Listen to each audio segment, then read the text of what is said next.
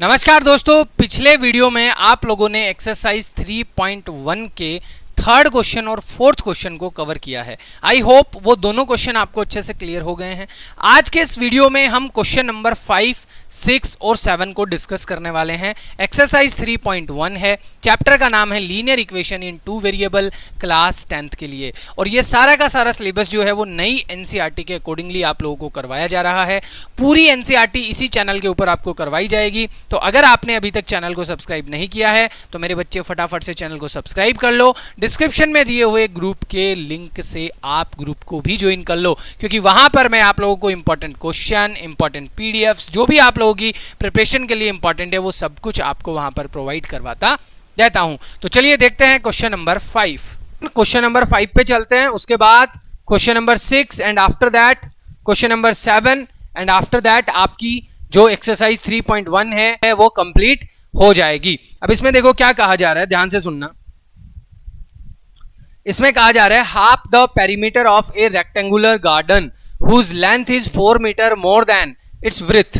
Length is 4 metre, its breadth यानी इसकी breath के, ठीक है। कैसे सुनो, सबसे पहले आप जानते हो लेंथ कितनी है? नहीं। जानते हो ब्रेथ कितनी है? नहीं। आपने बोला सर लेंथ x है, ब्रेथ y है। लेट कर लिया ना बेटा मैंने, इसलिए बोला। तो जो आपकी लेंथ है वो बराबर है आपके y + 4 के। तो यहां से इक्वेशन क्या बन रही है? x - y = 4। ये बन गई इक्वेशन नंबर 1। सिमिलरली दूसरा केस क्या बन रहा है? दूसरा केस ये बन रहा है कि इन दोनों का जो सम है, यानी लेंथ और ब्रेथ का, यानी पेरीमीटर जो है इसका जो पेरीमीटर है वो बराबर है किसके? पेरीमीटर का आधा बराबर है आपके किसके? 36 के, ठीक है। तो अब इसको सॉल्व करेंगे, 2 से 2 कैंसिल, तो इक्वेशन क्या बन गई? x + y = 36। इक्वेशन 2। क्या बोला गया था? Find the dimensions of the garden. Garden की डायमेंशंस फाइंड करनी है। तो फॉर इक्वेशन 1 आप इंडेक्स बनाएंगे, ग्राफिकली ही अपने अभी तक सीखा है इसलिए ग्राफ से ही कर रहे हैं। अदरवाइज इसको करने का तरीका दूसरा भी है, दैट इज एल्जेब्रिकल मतलब जिसमें इक्विटिंग कोफिशिएंट लगा सकते हैं, क्रॉस मल्टीप्लिकेशन मेथड यूज कर सकते हैं, या फिर आप दूसरा वाला जो है सब्स्टिट्यूशन मेथड यूज कर सकते हैं। वो मैं समझाऊंगा तो ये क्वेश्चन आसान हो जाएंगे। बट अभी एक बार ग्राफ के लिए प्रैक्टिस कर रहे तो ग्राफ ही सही। एक्स वाई, मान लो x बराबर आपने 4 रखा, y बराबर 0 आ गया, x बराबर 8 रखा, y बराबर 4 आ गया। Got it. Similarly for equation 2 के लिए ये दूसरा इंडेक्स बना रहा हूं मैं यहां पे। फॉर इक्वेशन 2 एक तरफ x रखा, दूसरी तरफ y रखा। x बराबर 36 लोगे, y बराबर 0, x बराबर 0 लोगे, y बराबर 36। Got it. ये इक्वेशन 1 और 2 को जब आप ग्राफ पे रिप्रेजेंट करोगे तो ये लाइन इंटरसेक्ट करेंगी, क्योंकि इंटरसेक्ट करने पे ही एग्जैक्टली 1 सॉल्यूशन आता है। कोइंसिडेंट होंगी तो इन्फिनिटी मैनी सॉल्यूशन, यानी x की भी बहुत सारी वैल्यू आएंगी, y की भी बहुत सारी वैल्यू आएंगी। तो डेफिनेटली ये जो इंडेक्स ग्राफ पे आप रिप्रेजेंट करोगे ना, इसको रिप्रेजेंट आपको करना है, मैं नहीं कर रहा। रिप्रेजेंट जब करोगे तो ये दोनों एक दूसरे को इंटरसेक्ट करेंगी। और इंटरसेक्ट कौन से पॉइंट पे करेंगी? जहां पे x बराबर 20 होगा और y बराबर 16 होगा। यानी आपका लेंथ जो है वो 20 है और ब्रेथ जो है वो 16 है। Got it. चलिए बहुत बढ़िया। अगला सवाल question number 6। Question number 6 same है। इसमें हमें यह बताना है intersecting line, parallel lines, coincident lines, यानी चेक करना है geometrically representation of the pair so formed is. कर सकते हैं भैया, कर सकते हैं, कोई टेंशन नहीं है। आपको एक इक्वेशन गिवन है, given the linear equation 2x + 3y - 8 = 0, ठीक है। मतलब क्या है?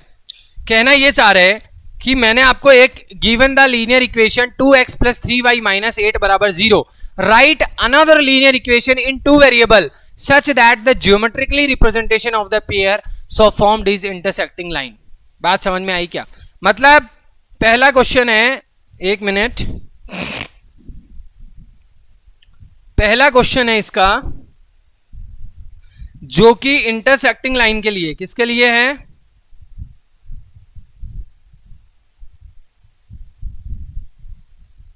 इंटरसेक्टिंग लाइंस के लिए, ठीक है।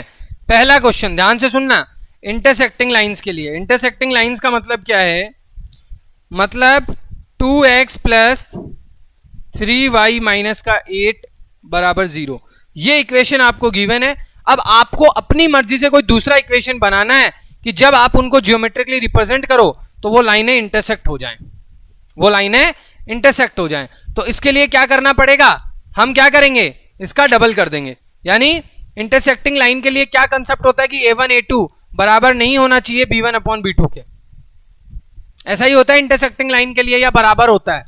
बराबर होता होगा, याद कर लो, बराबर होता होगा। बराबर होता है? नहीं सर, बराबर नहीं होता। बराबर नहीं होता तो हम डबल नहीं करेंगे, फिर कुछ भी लिख देंगे। मान लो यहाँ पे एक 3x बना दिया मैंने, इसको मैं 4x बना दूंगा या 2y बना दूंगा, 3x प्लस 2y। और ये माइनस का 8 है, इसको एक कम कर दो, माइनस का 7।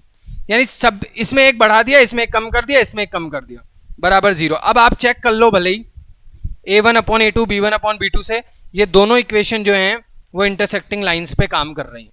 ठीक है, ये मैंने रैंडमली नहीं लिखा, इसको करने का तरीका मैंने खोजा। कैसे? मैंने बोला कि a1 upon a2 is not equal to b1 upon b2 होता है यार। तो a1 तो मेरे पास में 2 है, अपॉन में क्या लिखूं नहीं पता, is not equal to b1 upon b2, b1 मेरे पास में 3 है, अपॉन में क्या लिखूं नहीं पता। तो अब ऑब्वियस सी बात है, क्या लिखना है, ऐसा कोई नंबर लिख दो ना कि ये बराबर ना हो। तो 2 की जगह पे यहाँ पे 3 रख दिया, यहाँ पे 2 रख दो। अब देखो ये बराबर नहीं है, 2/3 और 3/2। तो अब 3 और 2 एज ए कोफिशिएंट यूज कर लो तुम। ये तुम्हारे a2 की वैल्यू, ये b2 की वैल्यू, तो एज ए कोफिशिएंट यानी 3x प्लस 2y, और जो माइनस का 8 है इसमें से कम कर दो, बात खत्म, बराबर 0, इक्वेशन बन गई। अब पैरेलल लाइन के लिए भी ऐसा ही करो, पैरेलल लाइन के लिए भी ऐसा ही करो। ठीक है, सेकंड वाला, एक मिनट, हाँ सेकंड वाला क्वेश्चन है पैरेलल लाइन के लिए। तो पैरेलल लाइन के लिए क्या इक्वेशन लिखूंगा मैं, डायरेक्टली लिख रहा हूं, अब ज्यादा तामझाम नहीं करूंगा इतना, डायरेक्टली इक्वेशन लिख रहा हूं मैं। क्या बनेगी, मैंने लिख दी, तुम कुछ भी बना सकते हो। 2x प्लस 3y माइनस के 12 बराबर 0। ये दूसरे क्वेश्चन का आंसर। थर्ड वाले का क्या होगा बेटा, थर्ड वाले का कोइंसिडेंट लाइन, यानी 4x प्लस 6y माइनस के 16 बराबर 0। ये थर्ड वाले का। बात समझ में आई? आज की इक्वेशन का लास्ट क्वेश्चन कराने जा रहा हूं, लास्ट एंड फाइनल क्वेश्चन कराने जा रहा हूं दोस्तों, तैयार रहना सारे बच्चे। उसके बाद आज का जो सेशन है वो खत्म हो जाएगा। क्या है question number 7, draw the graph of the equation x minus y plus 1 बराबर 0 and 3x plus 2y minus 12 बराबर 0। Determine the coordinate of the vertices of the triangle formed by these line and the x axis and set the triangular region. यार ये क्या है, मतलब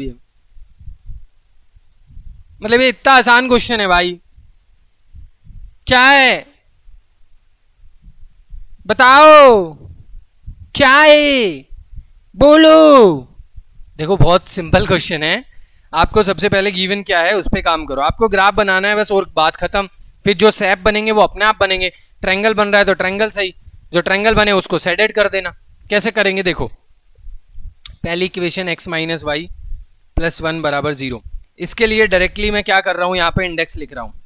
आपको index बनाना मैंने इतना अच्छे तरीके से सिखा दिया है कि मैं भी सीख गया, वरना मुझे नहीं आता था पहले। ठीक है, तुमको सिखाते सिखाते मैं भी सीख गया। x बराबर 0 1 1 और 2। ठीक है, अब इसके लिए 3x प्लस 2y माइनस 12 बराबर 0, इसके लिए इंडेक्स बनाएंगे। ठीक है, इसके लिए इंडेक्स बनाएंगे तो क्या कैसे बनेगी देख लो ध्यान से, एक तरफ x दूसरी तरफ y। ठीक है, 0 6 4 और 0। बात समझ में आई? एक तरफ 0 दूसरी तरफ 6 4 और 0।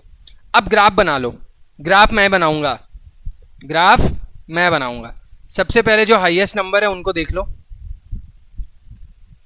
क्या है हाईएस्ट नंबर, क्या है हाईएस्ट नंबर, 4 और 6 तक जा रहा है, मतलब यहां से 1 2 3 4 5 और 6 तक ले गया।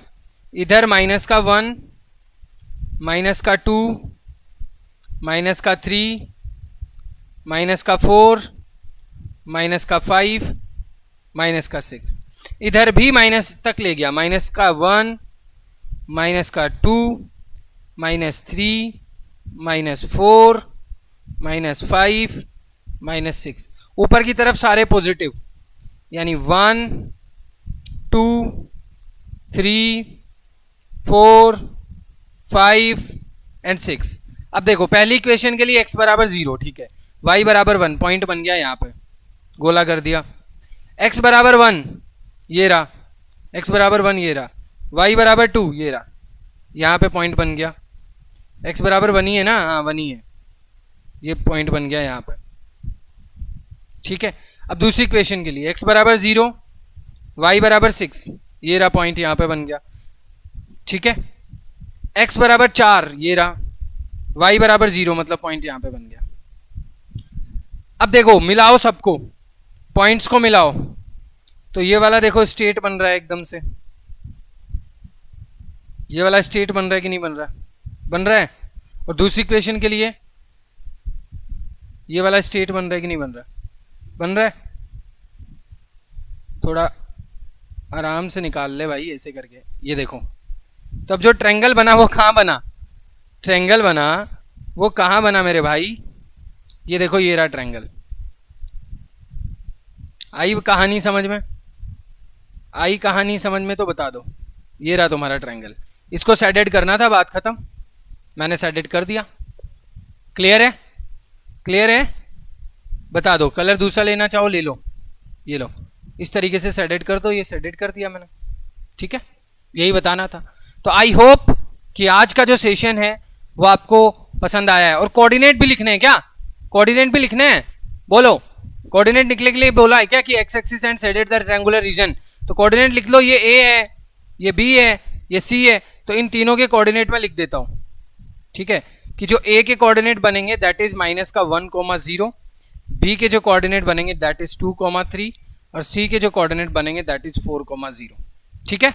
आई होप सब कुछ क्लियर है। तो आज का ये सेशन आपको पसंद आया होगा, थोड़ा